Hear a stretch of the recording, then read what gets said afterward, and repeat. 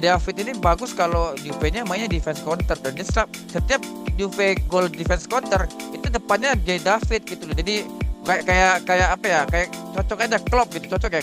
Ketika Juve butuh gol counter attack, yang main nih beliau lagi nih gitu. Cuma sayangnya harapan gue dia ngegolin di gol kedua itu, karena bola yang harusnya dapat di kaki tiba-tiba malah bolanya ke Yildiz itu. Gue nggak ngerti ya, mau assist atau emang mau gol ya.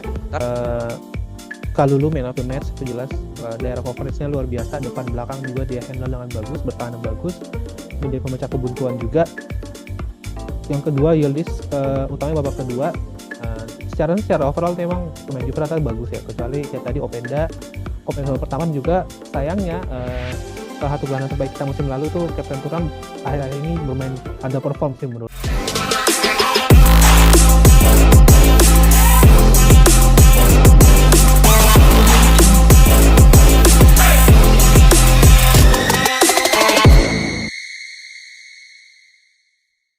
Oke, akhirnya kita menutup akhir tahun nih dengan kemenangan ya melawan Pisa 2-0 ya Mas Yani. Nah, teman-teman di sesi kali ini tentunya kita akan mereview nih kemenangan Juventus gitu ya atas Pisa. Kita akan membahas jalannya pertandingan, terus keputusan taktik Spalletti, proses 2 gol penting, dan juga di akhir nanti ada penilaian pemain setelah laga. Nah, sebelum dimulai teman-teman, tentunya aku gak sendirian karena di sini aku sudah ditemani oleh dua narasumber kita yang kece, yaitu ada Mas Adi dan juga Mas Wandi. Boleh silakan Mas Adi disapa dulu nih teman-teman Juventini kita. Halo fans para Juventini, perkenalkan gua Adi Juventini dari Jakarta Barat. Forza Ah, Juve. Forza Juve, thank you Mas Adi. Boleh silakan Mas Wandi. Halo, gue Wandi Juventini dari Bekasi. Forza Juve. Oke, Forza Juve. Terima kasih Mas Adi dan Mas Wandi. Nah, tapi sebelum kita masuk ke materi ini, teman-teman, buat teman-teman nih yang mungkin mau menjadi salah satu narasumber gitu ya, dan juga mau aktif dan juga update tentang Suara Juventini ini, kalian bisa banget gabung ke membership kita ya. Nanti pastinya kalian akan tergabung dalam grup WA. Di situ kita bakalan aktif terus, jadi kalian gak bakal ketinggalan tentang info-info klub kesayangan kita yaitu Juventus. Dan juga sekarang kita udah ada QR nih. Jadi teman-teman yang mau dukung kita gitu, dukung channel ini biar kita makin berkembang ya, dan juga mungkin bakalan podcastnya offline-nya lebih sering gitu, kalian bisa langsung scan aja gitu biar narasumbernya dan juga hostnya biar makin semangat ya. Oke, kalau gitu kayaknya udah nggak sabar ya kita ya bahas tentang kemenangan Juve ini. Kita langsung mulai aja nih ya. Dimana kan Juventus menutup tahun 2025 nih dengan hasil maksimal ya. Meski kalau kita lihat harus bersusah payah nih untuk menundukkan perlawanan sengit tim promosi Pisa ya, di mana kemenangan 2-0 ini membawa armada Luciano Spalletti ini melesat kita ke posisi ketiga klasmen Serie A yang hanya terpaut 1 poin nih dari Inter Milan di puncak. Kalau kita lihat ya, skor akhirnya ini kan meyakinkan ya. Tapi kalau jalannya pertandingan itu nih jauh dari kata mudah ya. Dimana nih sebenarnya Juventus ini sempat ditekan oleh Pisa ya, yang 2 kali mengenai tiang gawang sebelum akhirnya menjadi gol bunuh diri, dan juga ditutup dengan penyelesaian klinis dari Kenan Yildiz di menit akhir yang akhirnya bisa mengunci nih 3 poin krusial. Nah, tentunya hasil ini kan memperpanjang gitu ya tren positif Bianconeri dengan 3 kemenangan beruntun ya. Namun mungkin sekaligus menyisakan catatan evaluasi nih mengenai efektivitas permainan mereka gitu ya. Kita kan menghadapi gitu lawan yang berada di zona degradasi gitu.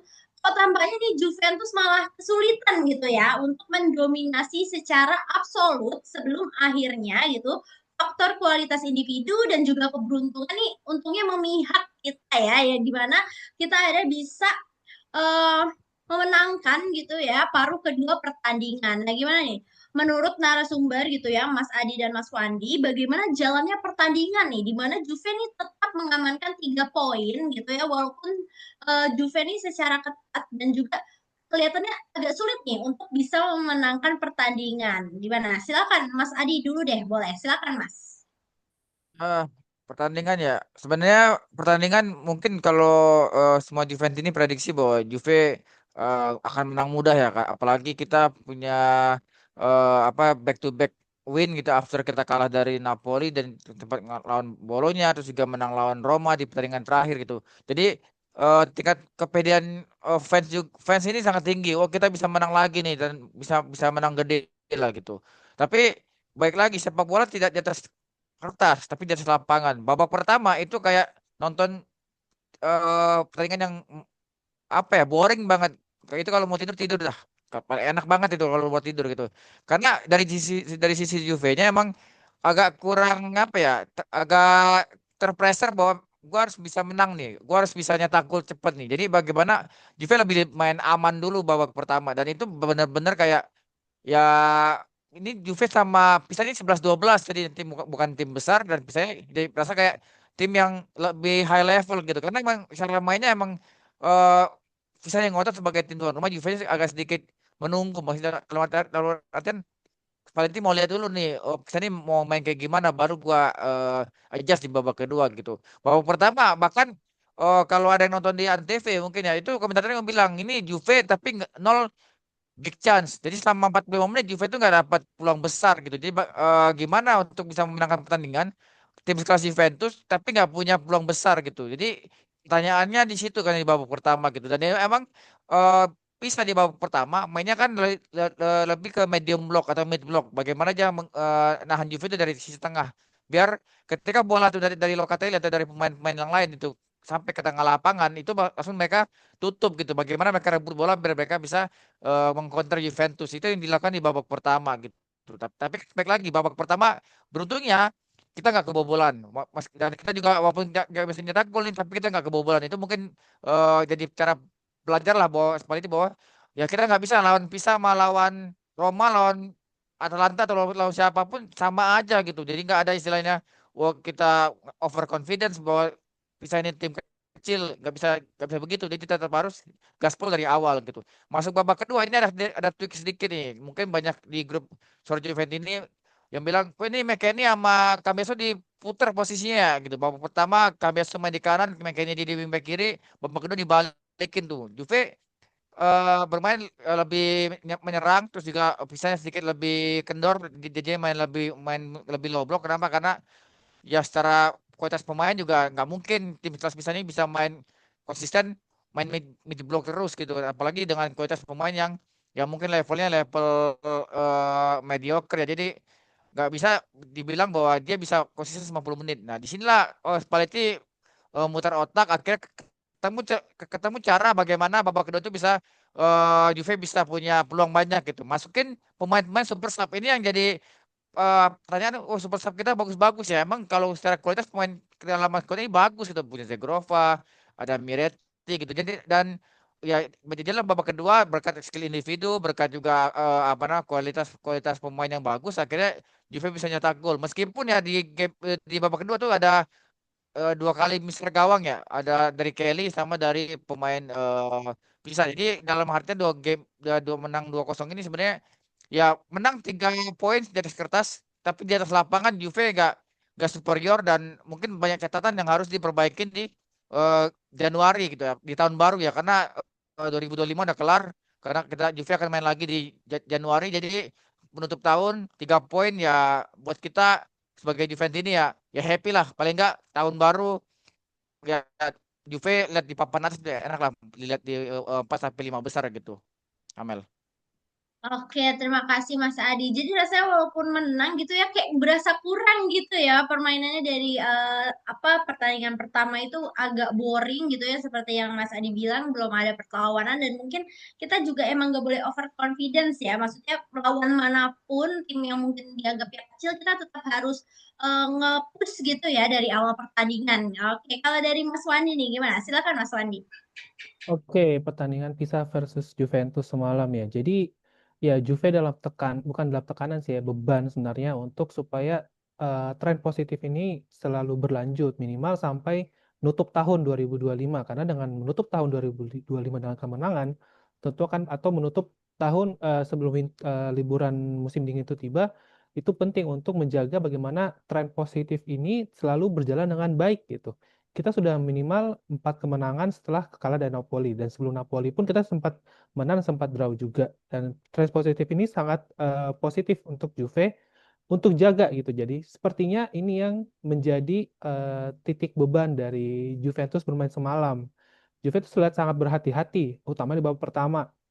Terlihat ya seperti Bang Adi bilang, babak pertama itu sangat membosankan. Kalau kita lihat cuplikannya juga, itu cuplikan peluang pertama itu malah di menit 45, itu pun dari pemain Pisa yang heading kemudian kena kena tiang dari gawang Juve. Setelah itu nggak ada. Itu memang secara statistik di babak pertama Juve tidak ada peluang sama sekali tuh, atau tidak ada peluang yang berarti. Itu artinya memang Juve terkunci oleh pertahanan dari Pisa sendiri yang bermain mid block. Formasi Pisa adalah 3-5-2, tiga pemain belakang dan 5 pemain tengah itu semua berada di dalam daerah dari pemain Pisa sendiri. Hanya 2 pemain yang berada di sedikit di garis tengah itu yang menjaga apabila terjadi counter attack gitu. Ternyata itu yang membuat Juve kekurangan kreativitas di babak pertama, apalagi dengan sedikit perubahan formasi yang dilakukan oleh Spalletti, kita kekurangan pemain-pemain yang kreatif dan bahkan seperti kebingungan. Nah, masuk ke babak kedua, nah itu di situ jelinya Spalletti. Tapi ini emang tren dari semenjak Spalletti melatih Juve. Spalletti berhasil menemukan atau memasukkan pemain substitusi untuk menjadi pemain yang memberikan impact bagi pertandingan. Nah, salah satunya dari pertandingan kali ini juga buktinya memasukkan mengubah posisi McKennie dan Cambiaso, memasukkan Edon Zegrova, memasukkan Miretti, terakhir juga memasukkan Jonathan David, juga ternyata memiliki impact yang sangat bagus pada pertandingan hari ini. Terbukti setelah pemain pengganti masuk itu Juve bisa mencetak 2 gol, walaupun sebenarnya sebelumnya tetap ada peluang dari Pisa juga. Tapi secara overall kemenangan hari ini itu sangat diapresiasi bagi kita sebagai seorang Juventini, bagi klub Juventus secara umum juga, bahwa ini kemenangan yang tren positif, 4 kemenangan beruntun setelah kalah dengan Napoli. Tinggal 1 kali kemenangan lagi nih supaya fans sebelah tuh bisa potong rambut. Misalnya kita Eh, nggak ada kayak gitu. Gitu. Oke, terima kasih Mas Wandi ya. Berarti kalau misalnya menurut Mas Wandi ini mungkin dari tekanan gitu ya, tren positif ya, di mana kita memang diharapkan harus menang gitu, di mana jadinya di babak pertama ini Juve kayak bermain aman. Tadi Mas Adi juga bilang ya. Dan untungnya Spalletti bisa melihat gitu ya, di babak kedua dia langsung ganti formasi dan bisa kita menggolkan 2. Oke, nah kita lihat ya, kalau untuk menjelang laga melawan Pisa, ini kan Luciano Spalletti ini kan memberikan kejutan taktikal nih dengan mengkonfirmasi kembalinya Kopp Meiners ke lini serang ya, di mana absennya Francisco Conceição akibat cedera ini kan dan belum bugar sepenuhnya Edon Zegrova ini kan memaksa Spalletti tadi ya untuk melakukan rotasi strategis ya guna menjaga keseimbangan tim. Kopp Meiners yang dalam beberapa laga terakhir ini kan justru tampil meyakinkan nih saat ditarik lebih ke belakang gitu ya, bahkan sempat mengisi pos pertahanan. Nah, kini didorong kembali untuk menjadi motor serangan utama Juventus. Langkah ini kan menandai pergeseran fungsional yang menarik ya, di mana Spalletti secara eksplisit menyebut Koeman sebagai gelandang paling ofensif yang dimiliki Juventus saat ini. Nah, namun keputusan untuk tidak memasang pemain muda gitu ya seperti Fabio Miretti di posisi tersebut ini kan memicu diskusi hangat nih mengenai prioritas sang pelatih. Apakah ini soal taktik murni gitu untuk membongkar low block lawan ataukah ada aspek kepemimpinan dan stabilitas yang hanya bisa diberikan oleh pemain sekaliber Manners gitu ya. Nah, kalau misalnya kita lihat tadi Spalletti kan menyebutkan faktor keseimbangan nih dalam konferensi persnya. Apakah kembalinya Koopmeiners ini ke posisi depan sebenarnya adalah upaya gitu untuk memperkuat pressing pertama Juventus, mengingat fisiknya yang lebih kuat gitu ya dibandingkan Miretti dalam memenangkan kembali bola di area lawan. Nah, gimana nih pendapat narasumber? Silakan Mas Adi. dari starting line up ya, sebenarnya gini, dengan harapan kita Bremer fit ini kan paling enggak dan Koop Meiners yang lagi perform di back kiri ya, ini back tengah bagian kiri, ya kita harapannya tuh ya ini berarti membangku cadangan Lloyd Kelly gitu. Tapi ketika baca starting line up, wah ini Kelly main, Bremer main, Kalulu main, terus Koop Meiners main. Wah ini bakal ada berubah lagi nih.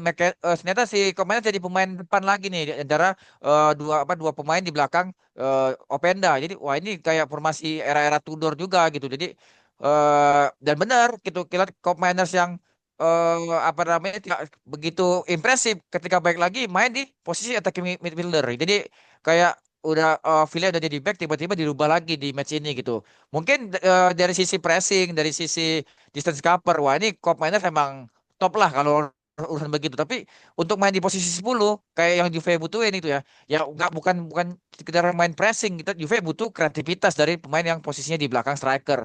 Ini yang dimana tadi babak pertama kita bahas ada bahwa Juve itu gak ada buntu kreativitasnya karena si nomor 10-nya ini selain Yilis ya ini benar-benar gak bisa ngasih bola buat depan, jadi bola itu cuma muter muter muter muter balik balik aja. Masalah kalau misalnya kita kenapa Zegrova nggak main gitu, karena Zegrova dari awal datang ke Juventus emang udah pemain tanda kutip pemain ya udah emang udah lama nggak main, jadi secara level fitness tuh ya udah di level menengah gitu, bukan level peak peak banget. Jadi emang wajar kalau dia nggak bisa dikasih main 90 menit. Nah, mungkin harapan kita sebagai fans Miretti dong yang main kan. Tapi ternyata si Spalletti lebih milih Cop Manners. Gue kaget tiba-tiba Cop Manners itu. Tapi ya di sini lah bahwa ya Cop Manners emang bisa ngasih balancing buat kita defense terus juga attack bagus. Tapi untuk end product kita ngegolin itu nggak ada gitu. Karena yang kita butuhin juga bukan sekedar balancing doang, tapi bagaimana menciptakan peluang dan mencetak gol. Ini yang jadi problem di babak pertama itu. Jadi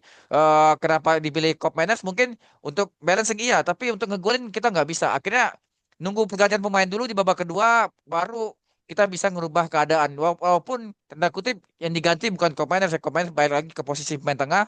Tapi baik dari setelah apa namanya Cop Mainers nggak lagi main di posisi 10 dan Zegrova yang masuk, itu baru Juve yang ya kayak Juve biasanya gitu main dengan sayapnya yang eksplosif, terus kayak dengan Yildiz yang bisa lagi kembali bisa ngasih ngasih end product. Ini yang di babak pertama tuh nggak ada. Jadi mungkin maksudnya baik, tapi untuk uji coba di lawan Visa mungkin oke bisa ditoleransi, tapi nanti next kita nggak bisa lihat Commanders main di posisi yang itu lagi ketika kita lawan di big game.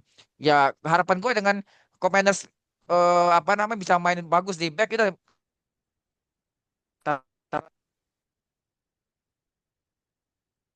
gara-gara kita kehilangan Chico jadi memaksakan Kopanes kembali lagi ke posisi pemain tengah karena di grup chat kita ketika Kopanes main jadi pemain tengah apa namanya selalu ada ini pemainnya kok nggak ngapa-ngapain ya itu dan itu keulang lagi setelah hampir 2 bulan ya Mas Wandi ya kita lihat Kopanes Iya, di back ya kita nggak pernah lagi iya, lihat komenan di betul. grup kita ya bahwa Kopanes kok kayak nggak pernah latihan gitu Mau jadi latihan bareng ya. benar-benar bahwa Kopanes ini emang ya udah patenin aja jadi back dan jangan mungkin lebih baik diisi sama pemain yang lebih siap dan lebih baik main di posisi itu dibandingkan Koop Mainers. Walaupun secara kematangan, secara senioritas, ya Koop Mainers umurnya lebih senior dibandingin Miretti atau Zigorova gitu, Amel. Oke, terima kasih Mas Adi. Jadi kalau misalnya untuk pertandingan bisa kemarin itu kita anggap Spalletti uji coba lah ya, kalau dia posisinya untuk diubah sedikit. Tapi kalau misalnya besok mungkin udah deh nggak usah ya, dia posisinya di back aja, nggak usah dicoba-coba. Dan untuk yang posisi kosong yang tadi diganti Kopenas ini lebih baik diganti oleh mungkin pemain muda atau pokoknya yang lebih kreatif gitu ya untuk menciptakan nantinya peluang gol. Oke, kalau dari Mas Wandi bagaimana nih? Silakan Mas. Iya, ini kayaknya Spalletti lagi bercanda kayaknya ya. Kayaknya buat Juventus ini deg-degan nih. Jadi memang ya semalam kita lihat sih itu strategi ya. Mungkin memang untuk dianggap ini sebagai uji coba karena memang secara posisi klasemen Juve dan Pisa itu sangat jauh, satu di peringkat atas, satu di eh, degradasi. Jadi memang mungkin Spalletti ingin mencoba. Tapi Spalletti sebenarnya lupa seperti nyambung dengan saya Mas Adi. Kalau emang jika inginkan kestabilan atau keseimbangan, sebenarnya Juve itu sudah punya gelandang breaker seperti itu. Ada di Locatelli dan ada juga di Thuram gitu. Jadi terlalu menumpuk gelandang yang atau pemain yang berfungsi sebagai balancing atau untuk breaker. Tapi kita kurang nih untuk pemain-pemain yang bisa mampu untuk menciptakan peluang atau kreativitas untuk menciptakan sebuah gol atau peluang lah minimal. Itu kurang. Jadi emang di babak pertama praktis sama sekali tidak ada peluang Juve karena ya Copenhagen kembali ke Copenhagen yang ketika dilatih oleh Tudor gitu. Bingung, hadap ke belakang, hadap ke depan, nggak tahu mau oper ke siapa gitu. Jadi bola itu benar-benar mati di sebelah kanan dan Yildiz ketika tidak ada partnernya yang bisa untuk membuka ruang di sebelah kanan, tentu dia akan jadi bingung juga. Ini saya mau ngoper kemana? Openda pun bingung karena selama ini Openda nggak pernah di belakangnya tuh nggak pernah ada Cop Manners kan, selalu minimal ada tipe-tipe pemain yang kreatif atau sayap yang kreatif. Seperti kita ketahui kan Openda pintar untuk buka ruang, jadi emang dia harus klopnya sama sayap-sayap yang memang memiliki tusukan ataupun memiliki cara bermain yang lebih agresif gitu, lebih kreatif gitu. Makanya ketika babak kedua, ketika posisinya Openda sebenarnya ke belakang, ya, tetap pemain tengah sih, tapi bukan di posisi attacking midfielder, posisi Cambiaso dan Weston McKennie juga yang ditukar, yaitu seperti dengan formasi yang selama ini Spalletti jalankan di Juve, dan itu ya istilahnya kalau dibilang don't change the winning team, ya babak kedua ya kembali ke winning team kan gitu.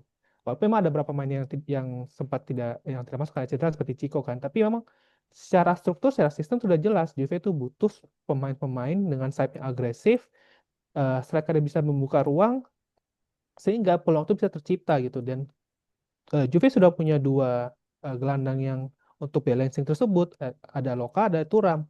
Ketika semalam, ketika Kopenhagen diganti ke belakang, berarti gelandang bertahannya adalah Kopenhagen dan juga Thuram gitu. Jadi sudah cukup gitu. Jadi emang ya itu mungkin Spalletti untuk uji coba saja. Ya mudah-mudahan dengan uji coba seperti ini dia tidak lagi akan menurunkan Kopenhagen untuk maju di sebagai posisi attack midfielder gitu.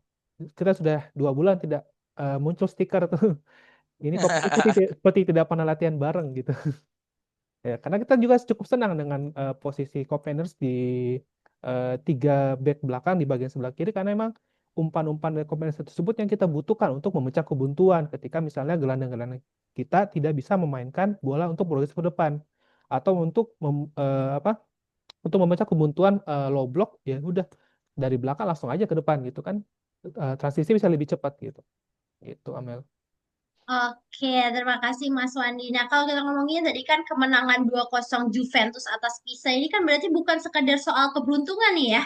Melainkan kan hasil dari kesabaran gitu dalam menerapkan struktur serangan yang terencana ya. Meski sempat kesulitan gitu di paruh pertama, kan eh, kita nih membuktikan bahwa kualitas individu dan ketepatan rotasi pemain itu tuh mampu meruntuhkan pertahanan low block paling rapat sekalipun gitu ya.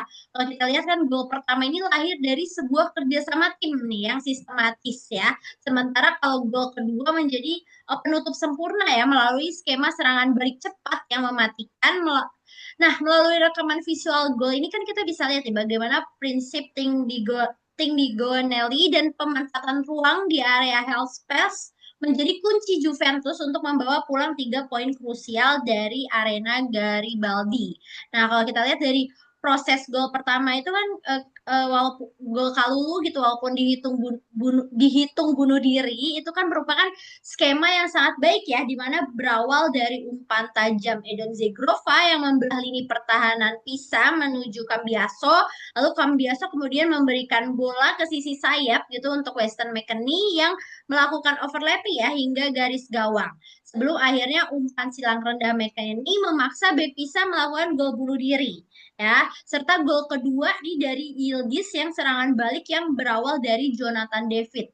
Nah, gimana nih para narasumber menilai proses 2 gol Juventus di pertandingan melawan Pisa? Silakan Mas Adi. Gua agak kebalik ya, gue bahasnya ke gol kedua dulu gitu ya. Kalau gol kedua ini kan sebenarnya ya kita karena kita udah unggul 1-0, jadi kita counter attack. Dan baik lagi kalau dari video konten-konten sebelumnya yang gue bahas bahwa J David ini bagus kalau Juve-nya mainnya defense counter, dan dia setiap Juve gol defense counter itu depannya J David gitu loh. Jadi kayak kayak kayak apa ya, kayak cocok aja Klopp gitu, cocok ya ketika Juve butuh gol counter attack, yang main nih di beliau lagi nih gitu. Cuma sayangnya harapan gue dia ngegolin di gol kedua itu, karena bola yang harusnya dapat di kaki tiba-tiba malah bolanya ke Yildiz. Itu gua nggak ngerti ya, mau assist atau emang mau gol ya. Tapi beruntung karena ada Yildiz di sebelahnya, kalau nggak ada mungkin akan jadi meme bagi Juventus ini bahwa depan gawang pun lu nggak gol gitu. Jadi gol kedua ini emang gol apa ya, gol kill the game, di mana Juve butuh untuk nuntasin game lebih cepat dari sebelumnya, walaupun kita nunggu gol keduanya lama ya, sekitar 20 menitan lebih gitu. Jadi menurut gua bahwa harusnya pasca gol pertama itu harusnya Juve udah bisa nge-gol kill the game dari gol kedua, sehingga Juve bisa lebih santai mainnya, nggak kayak awal-awal di babak kedua gitu. Jadi lebih nge-full press itu nggak sampai segitunya, tapi itu yang jadi gol kedua. Gol pertama ini mungkin kita sebagai nonton ini passing passing pas tiba-tiba gol, dan tiba-tiba momentumnya ada kalau lu di depan, dan siapa di belakang kalau lu J David, dan lagi-lagi ada di pemain. Jadi ketika pemain itu dia nggak ngegolin tapi dia punya andil di kotak penalti.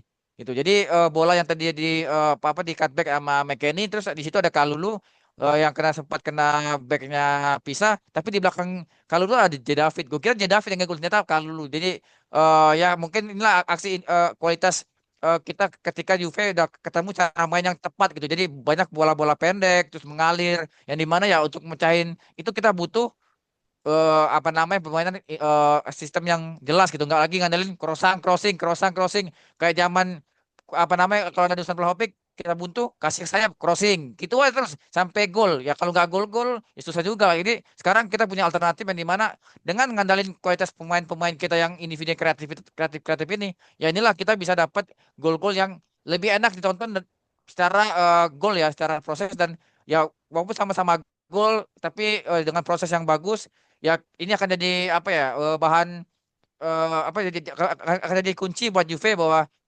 kita punya cara lain loh ngegolin dengan bola-bola seperti ini. Nggak harus lewat set piece, nggak harus lewat apa namanya lewat bola crossing, tapi kita bisa main dengan bola-bola pendek yang mengalir seperti ini. Walaupun ya harapan gua harusnya golnya gol Kalulu, tapi ternyata golnya gol bunuh diri yang buat gua ya gak apa-apa lah. Yang penting gol pertama itu juga akhirnya ngedrop itu mematahkan semangat back Pisa yang ngegol bunuh diri. Itu mainnya bagus banget babak pertama, terus tiba-tiba dia gol bunuh diri, ya itu pertandingan at least mentalnya udah drop sisi Pisa gitu. Apalagi ditambah gol kedua yang tadi gol pamungkas di menit akhir, ya aksinya gocekannya Miretti juga itu luar biasa, yang harusnya dia asis ke J David gitu. Jadinya J David yang asis ke Yildiz. Ya tiga pemain depan gawang ya menurut gue emang udah Juve emang gol kedua itu udah gol-gol pamungkas. Jadi kalau kita mau bahas prosesnya ya itu gol sederhana karena dari counter attack, tapi gol pertama itu adalah gol yang ngebuat Juve itu lepas beban gitu. Wah, akhirnya gue ngegolin gitu setelah hampir 72 menit lebih bermain, tapi bingung ini harus kita harus gimana lagi ngebongkar, ya tiba-tiba dapat gol yang dari skema set up yang bagus yang ngebuat mental main Juve juga naik lagi dan makin pede bahwa Juve akan dapat 3 poin di kandang Pisa ini gitu, Amel. Oke, terima kasih Mas Adi. Gol pertama berarti ini memang berpengaruh banget ya buat back pemain pisahnya gitu ya. Karena kan dia juga melakukan gol bunuh diri dan pastinya buat down, dan puji Tuhannya kalau untuk dari Juventusnya kita jadi semangat lagi dan bisa menghasilkan 2 gol pada akhir pertandingan. Kalau dari Mas Wandi bagaimana nih Mas? Silakan Mas. Oke, jadi ini sekarang nonton Juve itu enak ya sebenarnya. Kita lihat umpan-umpan pendek, umpan-umpan masuk ke membelah ruang kosong itu terus tiba-tiba ada pemain entah dari mana tiba-tiba muncul gitu. Ini beda banget sih sama waktu apalagi waktu zaman Allegri ya. Kalau zaman Allegri memang kita kalau udah buntu pasti set piece gitu. Tudor kalau udah buntu gerinta aja dia. Pokoknya asal maju bola tak tak tak gitu. Kalau ada peluang dah gitu. Kalau nggak ada ya udah buntu kan. Nah ini sejak zaman Spalletti sih memang terlihat sih ada pola sistem yang dibangun, memang umpan-umpan pendek. Rata-rata sih 5 pemain di depan itu bermain secara ini ya, secara kayak free roll gitu ya. Apalagi Cambiaso tuh kan memang diberikan peran yang memang ya semalam tuh Cambiaso sama Weston McKennie itu diberikan peran yang memang bisa saling bertukar posisi gitu. Jadi memang terlihat bahwa kedua pemain ini dan beberapa pemain Juve itu memang aktif bergerak, tidak ada yang cuma jalan di depan kecuali Jonathan David sih semalam memang dia banyakkan di depan, tapi itu fungsinya dia untuk menarik back lawan juga. Itu makanya di gol pertama itu bisa kalau lu maju merasa ke depan tidak terkawal oleh oleh back pisah.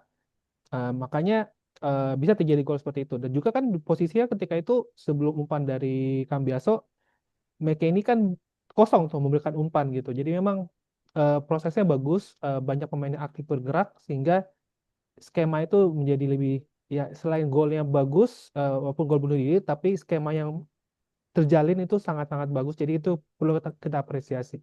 Yang kedua ini mirip banget sama beberapa gol Juve belakangan di menit terakhir Juve sekarang suka mencetak gol.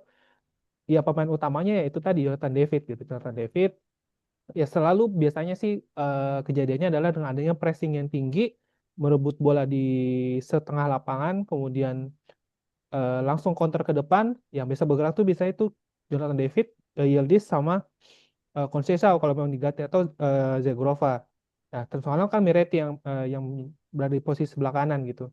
Nah, eh, sebenarnya sebenarnya tuh unik tuh. Aku sempat pikir jangan-jangan Jonathan David mau umpan ke Yildiz nih. Ternyata dia malah umpan ke Miretti kan. Ternyata kalau lihat dari posisi emang Miretti lebih bagus sebenarnya. Cuma mungkin karena agak kurang langkah Jadi Berarti akhirnya bisa melewati lawan dan mau ngoper ke Jonathan David. Ternyata Jonathan David terlepas bolanya nih cuma kena ujung sepatu doang nih, nggak kena pas di kakinya, malah kena Yildiz. Dan pun heran kan, tapi membuat statement ini gol termudah saya selama bermain bola gitu. Jadi ya ini, tapi nggak apa lah, itu proses yang bagus.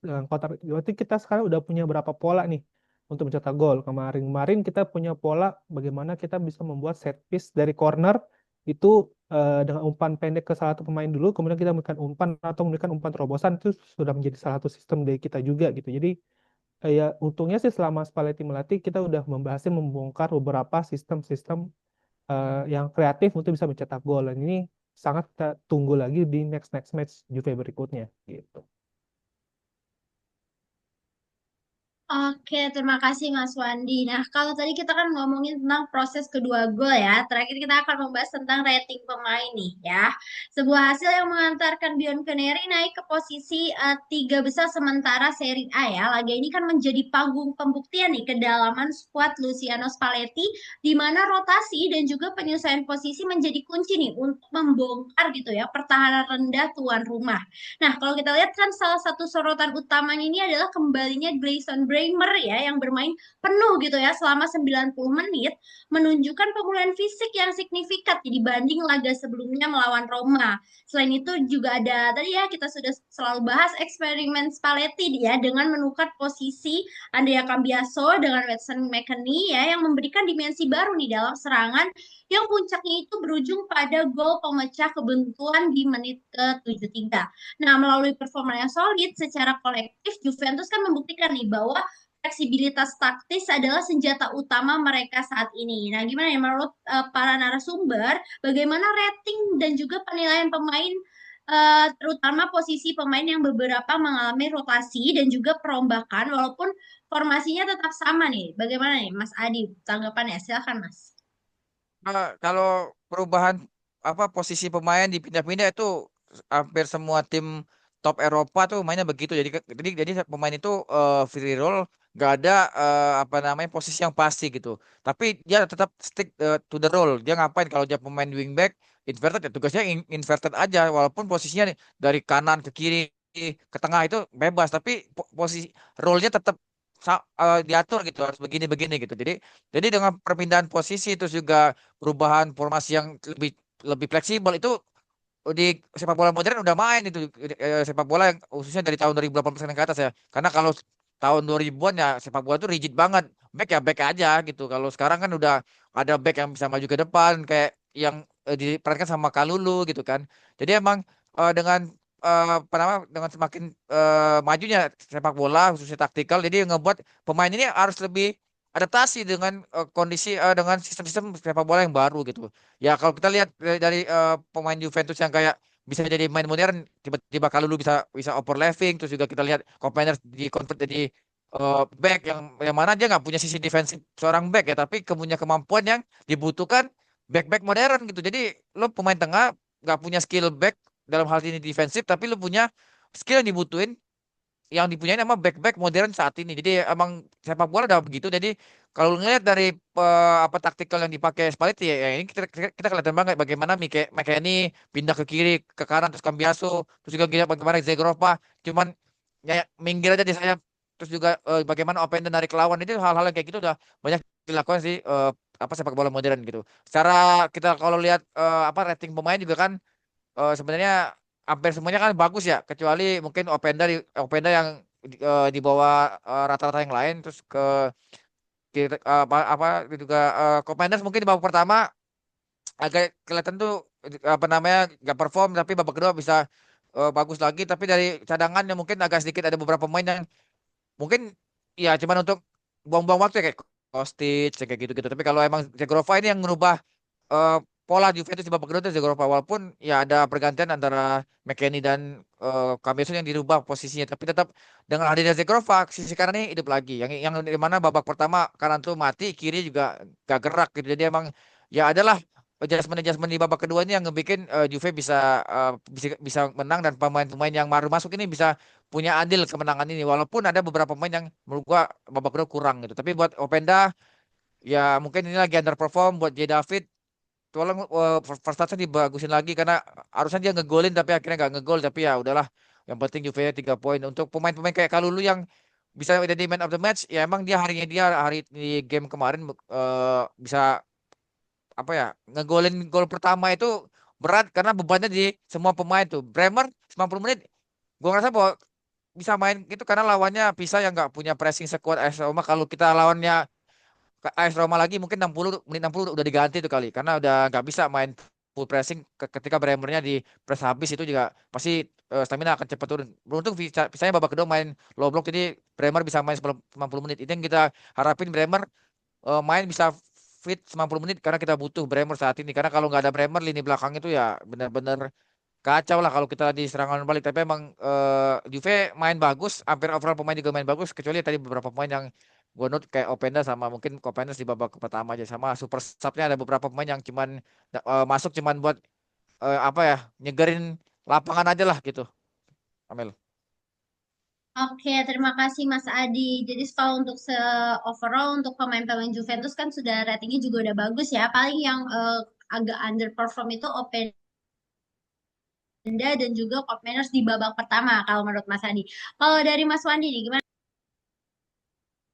Oke, kalau rating ya, rating jelas sih. Kalulu man of the match itu jelas. Daerah coverage-nya luar biasa, depan belakang juga dia handle dengan bagus, bertahan dengan bagus, menjadi pemecah kebuntuan juga. Yang kedua Yildiz, utamanya babak kedua, secara overall memang pemain Juve rata bagus ya, kecuali kayak tadi Openda. Komen babak pertama juga sayangnya salah satu gelandang terbaik kita musim lalu tuh Kepren Thuram akhir-akhir ini bermain underperform sih menurut saya. Eh, Entah memang di zaman Spalletti memang dia tidak terlalu hype lagi peran dari Kepren Thuram.